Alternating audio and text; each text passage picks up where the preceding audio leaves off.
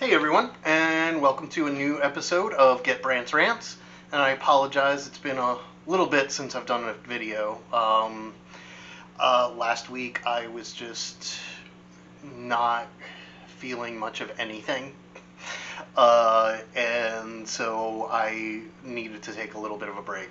And, the week before I did a written piece, which I really liked. So I might start trying to push myself and do more of those. But we'll keep going. But anyway, so one of the things that has kind of come up a few times actually recently is the topic of violence, and particularly politically motivated violence. And so I figured that would be a kind of good conversation here because I had a really good conversation actually with, a friend from high school who I thought it was a really productive discussion. I don't know if he thought it was or not, but we talk a lot, and I wanted to kind of bring up what I thought was also a really good conversation several months ago at a protest. So this was way before COVID-19 was a thing. But kind of being at a protest, which was itself a counter protest for a Proud Boys rally. So, literal Nazis in our streets, and that is what the Proud Boys are. If in case you're wondering, they're not necessarily associated with the American Nazi Party or American neo-Nazis, but a lot of them are. Their ideology is a white supremacist, white nationalist ideology, and that should not be sugar-coated at all. But and that's not to say that there can't be people who try to reach out to them or convince them or whatever. I'm not one of those people. Fuck them. But it takes all types, and this is part of what the discussion that I had with this friend, which is that I do believe in multi-tiered organizing. And what that means is not everybody has the same skill sets, not everybody can do the same things, and that's part of this whole thing of, where I think we have problems on the left is that, a lot of us, and I'm guilty of it a lot of the time too. I'll be the first to admit that. Well, maybe I'm not the first to admit it, but but I will openly admit that I tend to prioritize types of organizing over others, and that's not always good. Because again, not everybody can do the same things, and so what may come as a downside in this discussion is that I'm gonna say I don't necessarily condemn all violence all the time. I think there's times where self-defense is a real thing, and whether that's in a personal one-on-one situation or communities. Part of this discussion that I had, I ended up saying that it's a different thing for me being a white person living in downtown Baltimore to say, who am I going to get violent against? If I do enact violence, chances are who I would be enacting violence against is the wrong people. Where you're punching down in that sense. And this is one of the big things with regard to violence, where if you are not ideologically opposed to violence in general, and not everybody is, one of the things to be careful of is that violence is almost always punching down. You know, you're not necessarily committing violence against people who have more power than you. And so that's a challenge. I'm not going to say it makes all violence, again, inherently wrong and, whatever, but there's that. I do consider violence to be an inherently right-wing, like an inherently reactionary tactic. And the reason I believe that is because of the fact that it is unilateral, it is permanent. Once somebody's dead, for example, or injured or whatever, once violence has been enacted against someone, it is something that you can't take back. You can't be like, oh, whoops, that went a little too far, let me undo it. You can't. It's unilateral and permanent.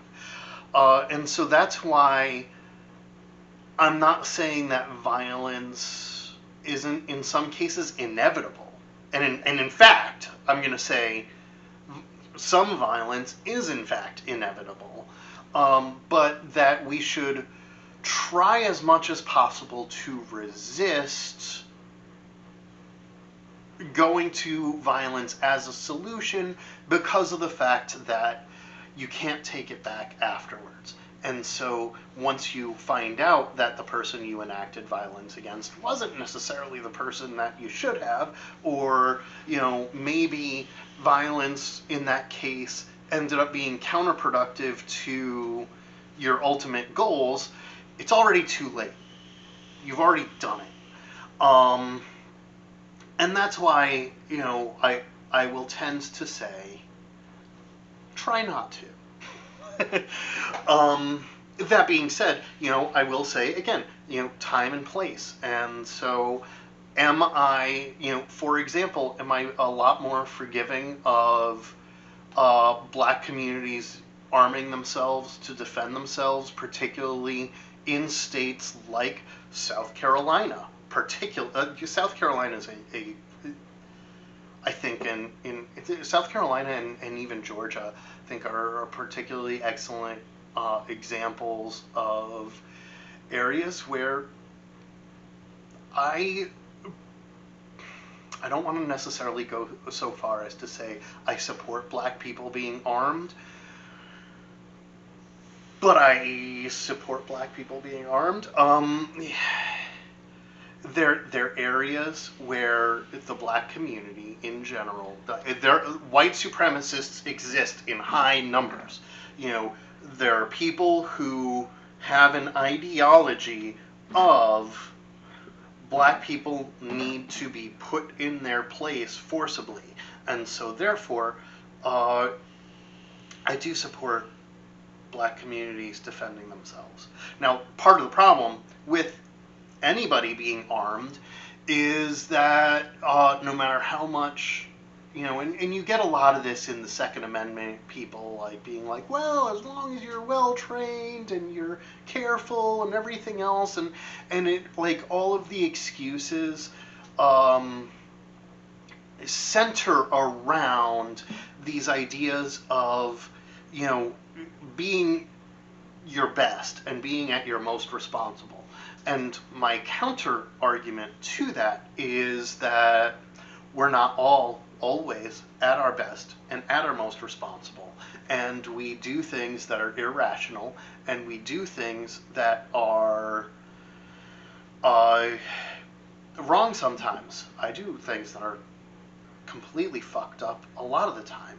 And, I regret them after I do them, but I already did them at that time. And so if I had a gun and I used it in a situation where maybe I wouldn't have been proud of myself for having done it or used it, it's already too late. And that's the whole thing with, gun ownership, where I would say, if anybody's wrestling with the idea of whether or not to arm themselves, that would be my only argument. Just consider, who are you at your most unreasonable, and then consider now, if you have a weapon readily available, are you going to do something that you regret? So anyway, that's one thing. The other thing is, in this discussion that I had with another friend at the protest, is, so first of all, I loved this protest. I thought it was one of the best things, not only because of the fact that, the Proud Boys had their stupid rally, but we completely outnumbered them in DC. And so, shout out to Black Lives Matter. They did a majority of the organizing of that particular protest. They really, brought people out and everything else, and we had a presence. But, one of the things that I loved about it was that, and what I love about leftist organizing in general is that we bring people together from all over the place, and we don't all agree on stuff, and that's actually part of what I love. Even though it makes organizing on the left harder, it's one of the things that I love about the left is that, we're all over the place. So part of this thing, so again, Black Lives Matter was a significant portion of it, but there were people from Antifa there, and there was a conflict that happened away from either location of the protests, and this was one of the things. So what Proud Boys does, one of their tactics is that they actually go out and they do rallies, but then they start enacting violence against the community somewhere else. And this particular incident was no exception. And Antifa is this group that kind of clashes with them where they are and where they're going. And this is not to idealize Antifa. Again, they're a group that recognizes that violence is going to happen, and they don't shy away from it, and they don't back off from it. So they should be both lauded for that, but also cautioned for that as well.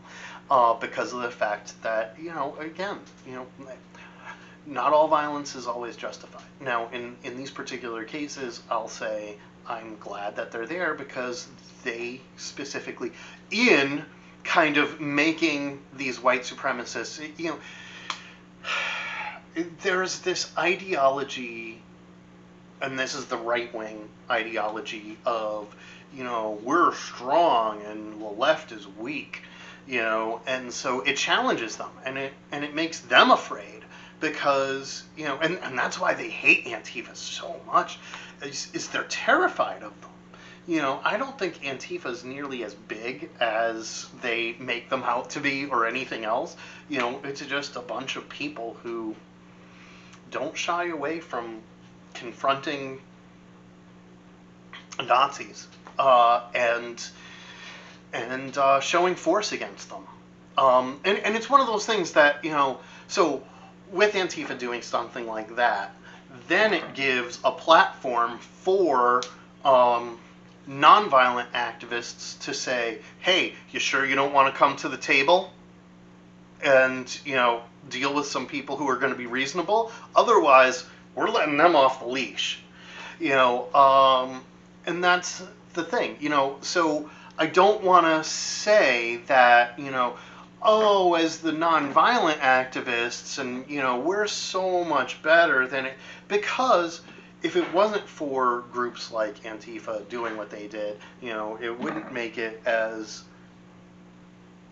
easy for, the more nonviolent activists saying, hey, we're focusing on issues here, and here's what we're doing, and here's what we're saying, and we're getting our message out. And so they're different tactics that exist at the same time, and different groups at the same time. And so I'm not going to condemn Antifa.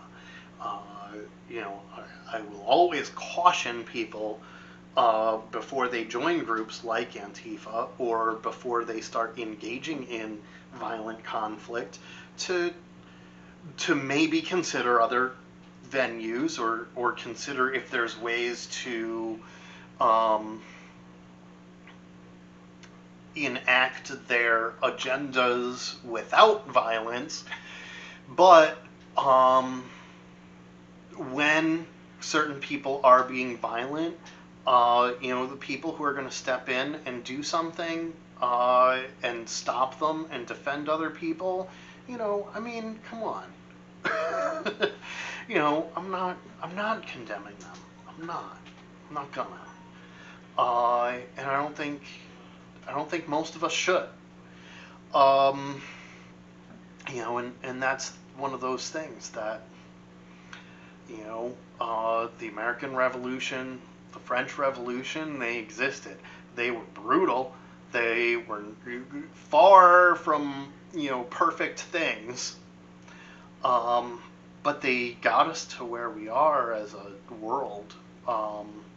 So you got to consider.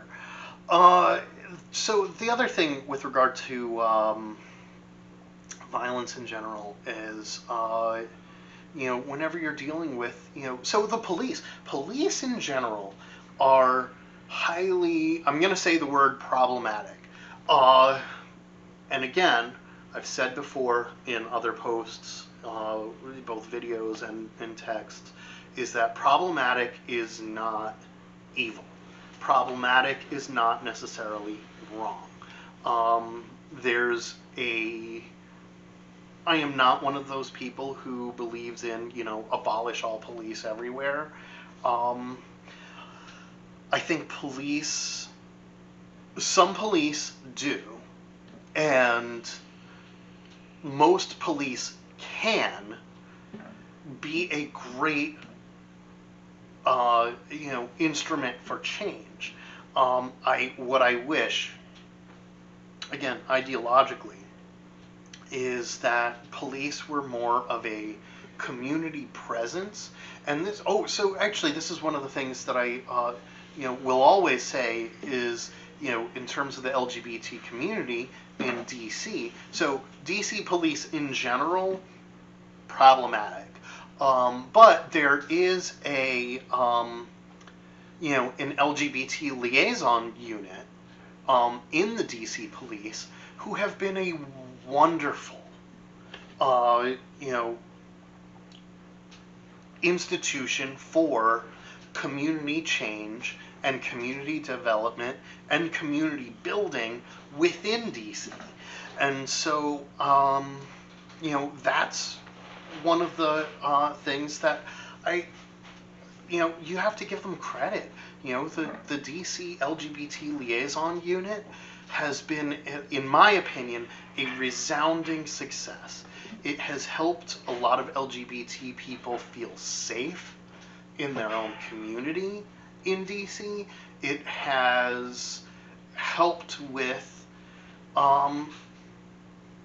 building bridges so that, whenever, hate crimes have occurred, it's helped a lot of LGBT people come forward to report the crimes. And this is part of the, problems that we have in a country, is that when people don't feel safe coming to police, then they don't report the ways that they're victimized by crimes in different ways. And when that happens, that's part of what creates this kind of one-sided dichotomy where, people of color in particular don't feel safe or comfortable in reporting crimes to the police. And so that's a thing right there with regard to how things happen. And so, one of these things with these, we should actually call them the domestic terrorists, because these armed groups that, especially in Michigan and Boston and all, all over the place, uh, going and shouting down police, um, that's telling.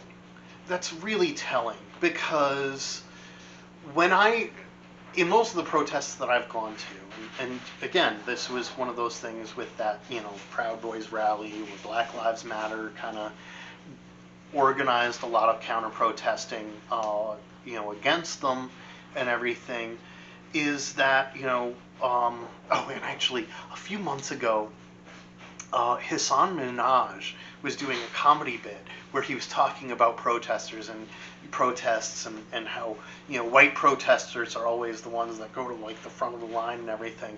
And I remember being really mad because, what I don't think he recognized, and this is one of those things whenever we talk about like privilege in general, we often, kind of take it the wrong way. I'm one of those people that, like, I will absolutely go stand in between the police and people of color, because as a white person, there's two realities. One is the police are going to be much less likely to enact violence against me as a white person. And if the police do enact violence against me as a white person, it's going to be more likely that people will actually give a shit about it. And those are, they're terrible things to have to admit, but they're also true. And so it's one of those things that if you are a white person and you're considering whether or not to go to a protest, this is a good reason to go. Because if you're just counting on people of color to do all the protesting themselves, they're going to be more likely to be violently put down. And when that happens, it's going to be less likely that there will be a community outcry against those people. Whereas, as white people, in engaging in political protest, it adds to our responsibility to engage, and to, again, you have to put your body on the line at some point.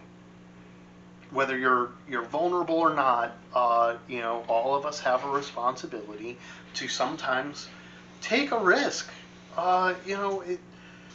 It's not up to communities of color to take all of the risk upon themselves, because we've seen historically and right now is a very heavy, telling time with violence being enacted against people of color directly and deliberately, that we can't just sit on the sidelines.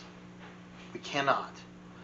I say that while we're in the middle of a pandemic lockdown and I haven't left my apartment in well over a month, which is a little weird, but that pandemic and not wanting to spread a virus aside, these are why, when we're talking about violence, it's important for white people to be out there, to prevent that violence. But it's also a thing where, I told my friend that whenever I do go out to protests, I kind of make it a point to either talk to individual police officers or talk loudly near police officers, and just kind of remind them that we remember that they're human beings too. They're doing a job. They're usually trying to, so in this particular case, the police were acting as a physical barrier between the Proud Boys rally and the counter protest. And so that's a keeping the peace thing. And honestly, they were doing the right thing in that particular case. If they're, defending the Proud Boys from uh, there even being a counter protest, yeah, that's a problem. That's where the police are doing the wrong thing. But in when police are doing something that is actively preventing violence in general, hey, I mean, come on, give police officers credit. And again, this is one of those things where groups like No Justice, No Pride, I have a lot of challenge there, because I support them in their mission. I support them in most of their policy things. One of the ways that I really have trouble is that, one of the things that they call for is in Pride celebrations, in banning police and military people from participating in Pride. And that's where I don't ever want to tell a LGBT police officer or military or former military person that they are not welcome as a human being, because they are still human. They are still a person. They have a problematic job, maybe, but I never ever want to kick people out and tell people that they're not welcome. There's a lot of people who become police officers because they believe in their heart of hearts that they're doing the right thing, that they're trying to support their community, they're trying to give back to their community, that there's problems with the police, and they think that they're going to be part of the change that makes the police as an institution better. And, they need to be supported in that role, not told that because they're police, they're inherently overall bad. And it's a challenge. That's hard to do. I mean, it's really hard to do. So anyway, whenever I go to protests, I do kind of make a point of reminding police that, we recognize their humanity, and this is what makes us, as leftists, kind of better, because I think the left is where we can sit in those dirty, gritty, imperfect circles and have that more complex, nuanced understanding of things. The right and right-wing principles are, not nuanced. It's just follow. It's follow the directions of whether it's a religion, whether it's law, whether it's whatever. It's obey. It's authority.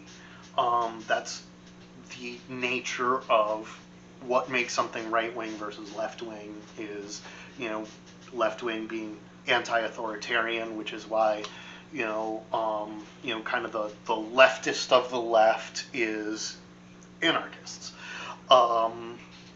Whereas the rightist of the right is, like a authoritarian. It's a monarchy, basically, or theocracy, which actually I really want to get into. Maybe one of my future videos will be a thing about how religion developed because of the fact that, again, I tend to be very anti-religion, but it's not, I don't despise religious people in general, and you've heard here that I laud the Catholic worker movement time and again. I was, even as an atheist, I was part of the Catholic worker for 6 months and everything, back in the day.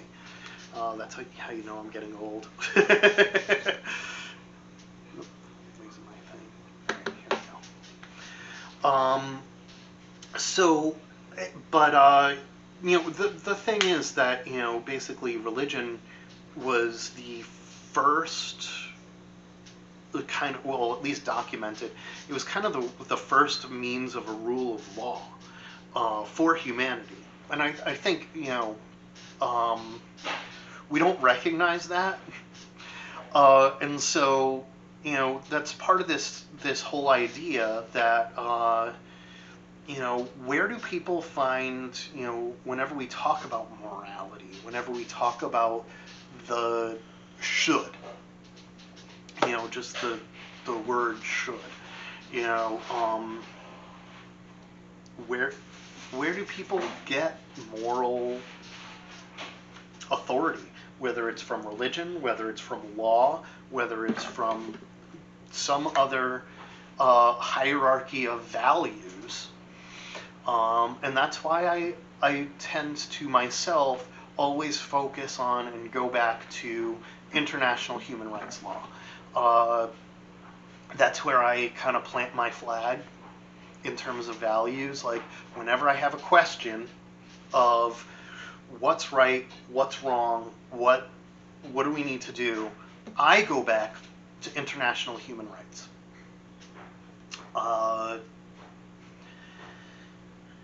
I think that's a good way of kind of bridging between, and that's not to say that human rights dialogue is perfect, and in fact, the whole conflict between civil and political rights versus economic and social rights, and what happens when various rights conflict, and what's the difference between the concept of human rights versus human responsibilities. So no, it's not cut and dry and clean. Otherwise we could just be authoritarian and be like, human rights law, follow it, don't question anything, never think.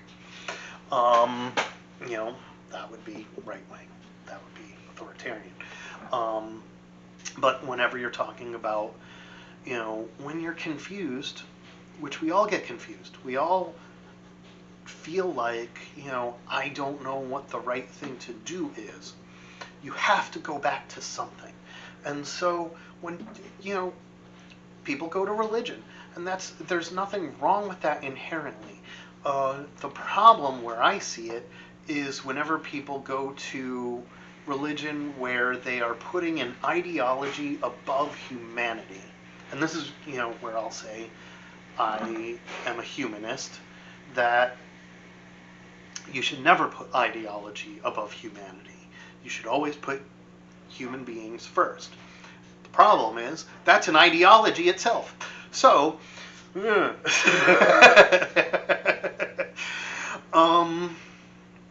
nothing's ever cut and dry. And that's where I'll go back to the original topic of this video, is that violence is something that, if you're going to enact violence, you have to be absolutely sure that you're doing the right thing, that you're hurting the right people, and you're doing it the right way. And that's hard to do in the real world. So, in general, I always encourage people, try to stray away from the violence. If you feel in your heart of hearts violence is necessary, number one, don't enact violence on your own. And that's not to say that group violence is any better. There's a thing with diffusion of responsibility and mob mentality. As soon as you have three people getting together and enacting violence, like all of a sudden that group will commit atrocities that they would never do just individually.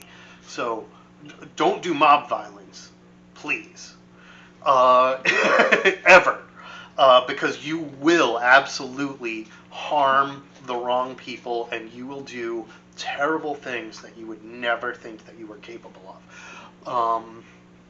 And that's why, this whole responsibility with regard to not inciting violence is a big problem. And that's where, again, I'm going to go and say, religion's been fairly terrible historically and globally, because of the fact that it's so easy for religious people, religious leaders, sorry, not religious people in general, but religious leaders to incite violence and then use their religious protection, religious liberty as a shield from the fact that they're inciting violence. And this is where,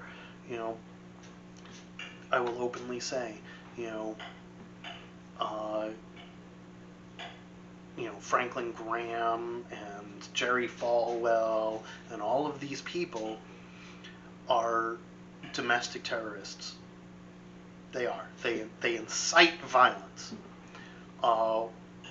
They claim religious liberty as an exemption from being accused of inciting violence and being prosecuted from it and everything else. But the reality is, bottom line, they incite violence. So accountability. I love the word accountability. I love the idea of accountability. It's why, again, if people feel the need to join with some group that wherein which violence is on the table, again, Antifa I'll use as that example, where they're defending peaceful people from being attacked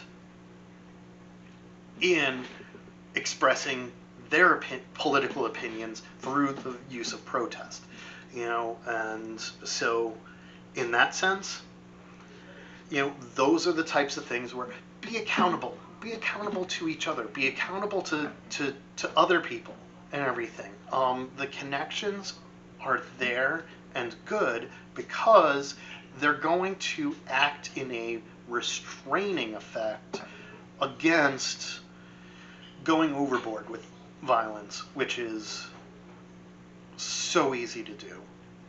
And again, it's why if you so what I want to say, and this will be kind of my closing thing, I know I've gone a little bit longer than I wanted to already. There's a lot of people, I've always been very anti-military in terms of positions, but it's not, I don't ever want to have that come across that I am against people who have joined the military or participated in the military or veterans or anything else. Again, same thing with what I was saying earlier with regard to police. These are human beings, and what I would like to believe about any given person, there are people who join the military for the wrong reasons. At any given point, whenever I interact with somebody who is or was part of the military, is not to assume that they are that type of person. You always want to give most people at least the benefit of the doubt that they joined the military for purposes of wanting to whether it's defend freedom, even though I don't think the military actually defends freedom, it restricts it and opposes it, but the motivation, at least, for people to want to join the military is to defend freedom, to defend the defenseless, things like that. And that's where, and this is why I also, again, I don't know. Most of the times that I've interacted with Antifa people, it's at protests, and they're always wearing masks, and I don't ask those questions. So I don't know for sure, but what I have been able to extrapolate from my own experiences is that a lot of Antifa are former military people, people who have skill sets in violence and are utilizing their skill sets to the best of their ability. Those are not my skill sets, and they're not skill sets that I personally am going to cultivate. I don't think it's necessary, especially, again, as a white person living in Baltimore. Why? There are better and more productive things that I can do with my time, energy, and the skill sets that I have. And I can build and develop other skill sets, and I don't think violence is the best or most productive use of my energies. But again, it's part of that. Again, not everybody's the same. So especially, if as an example, if somebody, joins the military and went to Iraq because they bought into all of the propaganda that was associated with it, and now they have this kind of overarching sense of guilt, and they're trying to, do the right thing in some way, and that's the only way that they know how to engage. I'm not going to condemn them as a human being. I would always want to encourage people to heal a little bit better, rather than just enacting violence. But life is complicated. People are complicated. And we're in a really tough situation where there are groups of people ideologically and practically, in that there are people out there who are actively trying to harm communities of color, LGBT people, and people who have different ideologies. And to say that nobody should ever try to defend themselves against those people or those forces is, I think, naive. So that's just saying things are complicated. And for a lot of people who are just angry, and you have not cultivated those skills in violence and things like that, don't. There's better things you can do. There's better ways you can get involved. For people who don't know any other way, try to find ways to make sure that you're engaged with other people in ways that you can be accountable. Accountable for your own actions, accountable where you're holding other people accountable for the ways that they're maybe engaging in violence. It's that mutual accountability. No matter what we're doing, mutual accountability is always good. And so that's my complicated take on violence. So anyway, thanks again for tuning in and listening. I hope this is actually helpful information, a good way to kind of give that complicated perspective to people about political violence, because it exists. And so anyway, thanks again. I hope you like and subscribe, and have a great week.